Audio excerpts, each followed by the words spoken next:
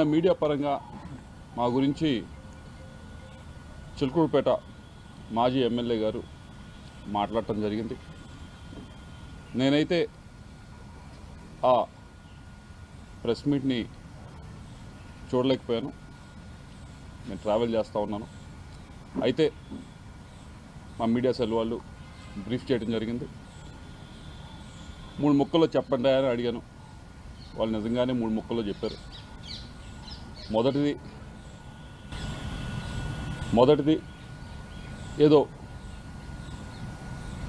Telephone data గురించి అని చెప్పి మాట్లాడారు అని చెప్పడం జరిగింది. కాల్ డేటా, టెలిఫోన్ డేటా కాదు, కాల్ డేటా గురించి మాట్లాడారని చెప్పడం జరిగింది. అమ్మ, మా ఇంట్లో కూడా నాతో పాటు తోడబుట్టిన వాళ్ళు ఉన్నారు, మహిళలు ఉన్నారు. మా ఇంట్లో మహిళలకి ఒక న్యాయం, బయట మహిళలకు ఒక న్యాయం అని భావించే వ్యక్తిని నేనైతే కాదు.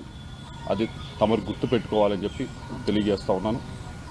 రెండో విషయం, ఏదో ల్యాండ్ విషయం అని చెప్పి మాట్లాడారు. ఏదో విశాఖపట్నంలో ఏదో ల్యాండ్ ఉంది, అది ఇది అని మాట్లాడటం జరిగింది. అమ్మ, మేము 45 సంవత్సరాలుగా 1977 నుంచి విజ్ఞాన విద్యా సంస్థ నడుపుతూ ఉన్నాం.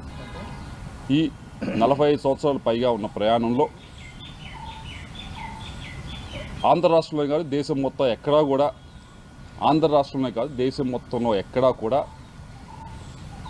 గవర్నమెంట్కి మేము రిక్వెస్ట్ పెట్టి మాకు ల్యాండ్ అలాట్ చేయండి అని చెప్పి ఒక్క దగ్గరన్నా మేము ల్యాండ్ అలాట్ చేయించుకున్న దాఖలాలు ఉంటే దయచేసి మీడియా మిత్రులకు చూపించాలి, లేకపోతే బయటికి తీసుకొచ్చి చూపించండి.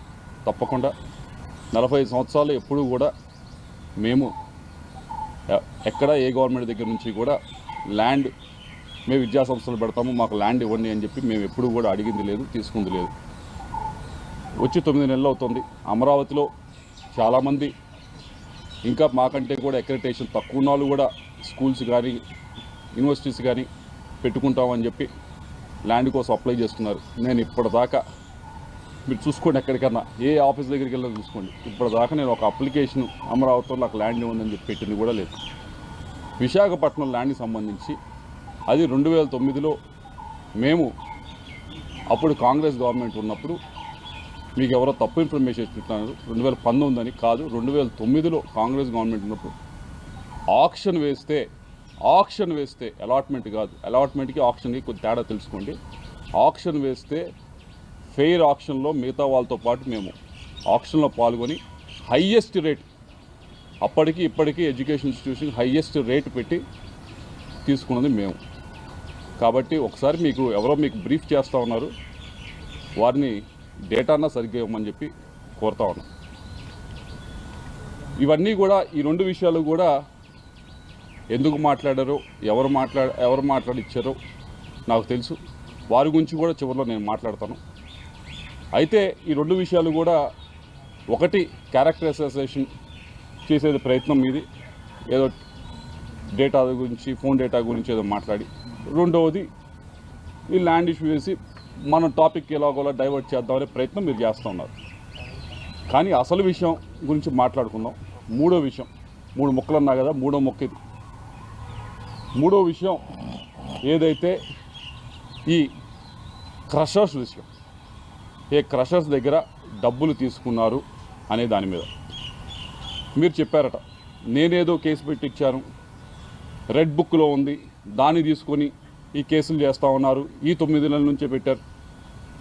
అమ్మ, మీరు మరి చూసారో లేదో, నేను మీడియా మిత్రులు కూడా ఇస్తాను, దాని తర్వాత ట్విట్టర్లో కూడా షేర్ చేస్తాను, అందరూ కూడా చదువుకోవచ్చు. ఇది స్టేట్మెంట్ ఎవరిచ్చారంటే పి జాషువా, ఐపీఎస్ ఆఫీసర్. ఈయనకి సర్వీసు 2040 దాకా ఉంది సర్వీసు. ఆయన కెరియర్ ముందు చాలా పెద్ద కెరియర్ ఉంది. అటువంటి వ్యక్తి ఆయన సంతకం పెట్టి ఈ స్టేట్మెంట్ని ఇవ్వటం జరిగింది. ఈ స్టేట్మెంట్లో క్లియర్గా చెప్పడం జరిగింది.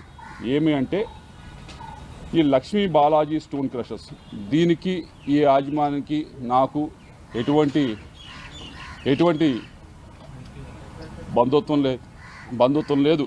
ఎటువంటి బిజినెస్ పరంగా ఏమీ లేదు, నాకు ఎటువంటి ఇది లేదు.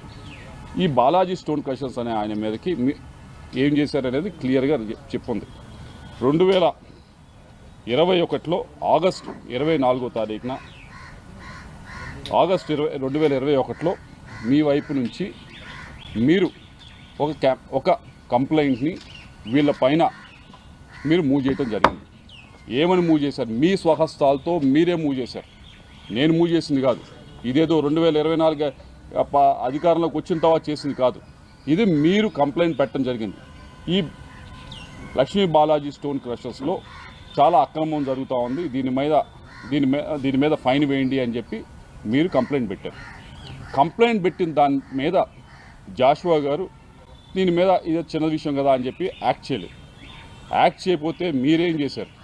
మీరు తిరగని ఆఫీస్ లేదు, ప్రతి ఆఫీస్ దగ్గరికి వెళ్ళారు, ఆయనకి ఫోన్ చేయించారు. మీరు బాలినేని శ్రీనివాసరెడ్డి గారి దగ్గరికి వెళ్ళలేదు. మీరు ఈ విషయం పైన బాలినేని శ్రీనివాసరెడ్డి గారి దగ్గరికి మాధవరెడ్డి అనే సాక్షి జర్నలిస్ట్ని తీసుకొని మీరు వెళ్ళి ఒక ఎమ్మెల్యే ఫోన్ చేస్తే ఎస్పీ గారు మీరు ఎందుకు యాక్ట్ చేయరు అని చెప్పి మీరు ఫోన్ చేయించి అడిగించలేదు? అడిగించారు. మీరు దీని గురించి అడిగించారు. ఇవన్నీ కూడా మీరు తలుపు తట్టారు. ఇదిగో ఈ కంప్లైంట్ గురించి మీరు కంప్లైంట్ పెట్టింది 2021లో పెట్టి ఏమని చెప్పారంటే దీనిపైన స్టోన్ క్రషర్స్ పైన లక్ష్మీ బాలాజీ స్టోన్ క్రషర్స్ పైన ఈ ఫైన్ వేసే అవకాశం ఉందని చెప్పి మీరు కంప్లైంట్ పెట్టారు. దాన్ని జాషువా గారు ఎస్పీ గారు ఆ రోజు మూవ్ చేయకపోతే ప్రతి ఆఫీస్కి ప్రతి ఒక్క పొలిటికల్ ఆఫీస్ దగ్గరికి వెళ్ళారు, వాళ్ళ దగ్గర నుంచి ప్రెషర్ పెట్టారు. అప్పటికీ మూవ్ అవ్వలేదు.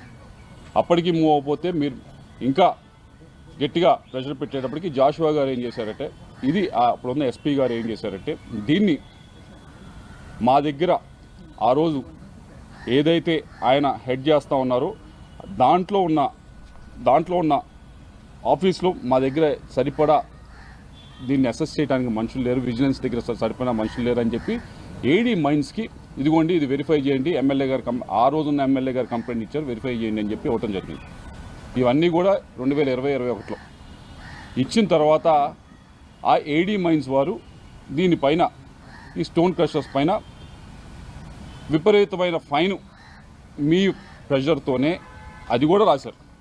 మీరు పొలిటికల్ ప్రెషర్ పెడితేనే వాళ్ళు విపరీతమైన ఫైన్ దీనిపైన లెవీ చేయబోయారు. ఎందుకు లెవీ చేయబోయారు? ఎందుకు రాశారు?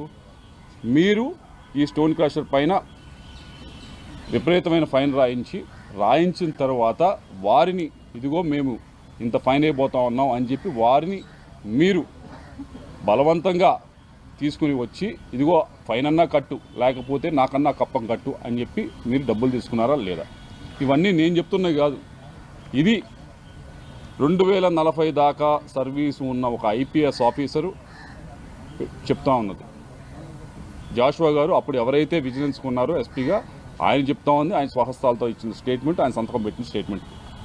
అమ్మ ఇవన్నీ కూడా మీరు చేసి ఇదేదో రెడ్ బుక్ రాజ్యాంగం నడుస్తూ ఉంది, ఇప్పుడు కేసులు పెడతా ఉన్నారు, నా ఎంట పెడతా ఉన్నారు అని చెప్పి మీరు మాట్లాడటం అనేది సమంజసంగా లేదు. కాబట్టి మీ వల్ల ఒక ఆఫీసర్ని మీరు ఇబ్బంది పెడతా ఉన్నారు. మీ వల్ల వీళ్ళనే కాదు ఏడీ మైన్స్ కానీ అప్పుడున్న ప్రతి ఒక్క ఆఫీసర్ని కూడా మీ స్వార్థం కోసం వీరందరినీ కూడా ఇబ్బంది పెడతా ఉన్నారు. మీరు అంటా ఉన్నారు ఏమనంటే అయ్యా నా పైన అనవసరంగా కేసులు పెడతా ఉన్నారు. అది మీ పైన ఎవరు అనవసరం కేసులు పెట్టలేదు, మీరు డబ్బులు తీసుకున్నారు కాబట్టి మీరు డబ్బులు తీసుకున్నారని చెప్పి ఎవరైతే డబ్బులు ఇచ్చారో ఆ స్టోన్ క్రషర్ మేము 2 కోట్లు 2.5 కోట్ల దాకా ఇచ్చాము. మా దగ్గర బలవంతంగా తీసుకుంది, మా దగ్గర ఏమీ లేకపోయినా కానీ మా మీద ఒక కేసు పెట్టి బరాయించి ఒక ఇన్వెస్టిగేషన్ చేయించి దాని మీద ఒక ఫైన్ లాగా వేయించి మమ్మల్ని భయపెట్టి బెదిరించి మా దగ్గర డబ్బులు లాక్కుంది అని చెప్పి వాళ్ళు స్టోన్ క్రషర్స్ వాళ్ళు కేసు పెట్టారు. వారికి నాకు సంబంధం లేదు. ఆ పెట్టిన కేసుకి జాషువా అనే వ్యక్తి ఇది జరిగింది అని నారేషన్ క్లియర్గా చెప్పారు. ఆ రోజున్న ఎస్పీ క్లియర్గా చెప్పారు.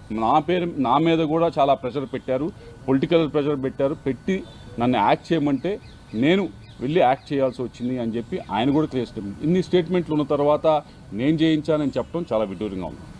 కాబట్టి ఇంతకంటే ప్రూఫ్ లేదు. ఇది దయచేసి మీడియా వాళ్ళకి ఇస్తాను, మీరు చూసుకోండి.